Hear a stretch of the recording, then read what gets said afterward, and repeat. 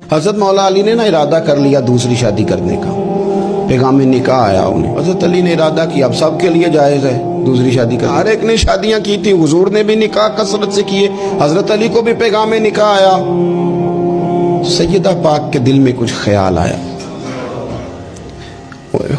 معمولی ہستی نہیں نا، کچھ لوگ ایسے ہوتے ہیں وہ ہنس پڑیں تو پھول کھل جاتے ہیں، اور وہ اداس ہو جائیں نا تو خود بخود خزاں آ جاتی،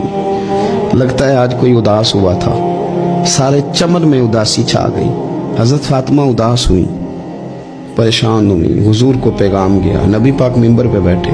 فرمایا سنو لوگو، فاطمہ میرے جگر کا ٹکڑا ہے، قربان جائیں، یہ بھی انداز ہوتا ہے، فرمایا یہ میرے جگر کا ٹکڑا ہے، جس نے اسے ناراض کیا اس نے مجھے ناراض کیا، جس نے اسے راضی کیا اس نے مجھے راضی کیا، پاک رسول کی پاک بیٹی، عزت والے نبی کی عزت والی، شانوں والے رسول کی شانوں، وہ جس نے معزز کیا گھرانے کو اور حسین پال کے جس نے دیا زمانے کو۔ حضرت علی شیر خدا رضی اللہ تعالیٰ عنہ کہتے ہیں میں حاضر بارگاہ ہوا، حضور آپ جیسے حکم کریں، تو حضور نے فرمایا سب کے لیے جائز ہے دوسرا نکاح کرنا، پر جب تک میری بیٹی موجود ہے علی تیرے لیے جائز نہیں، تو نہیں کر سکتا دوسرا نکاح، یہ اعزاز ہے سیدہ فاطمہ کا، یہ اعزاز ہے۔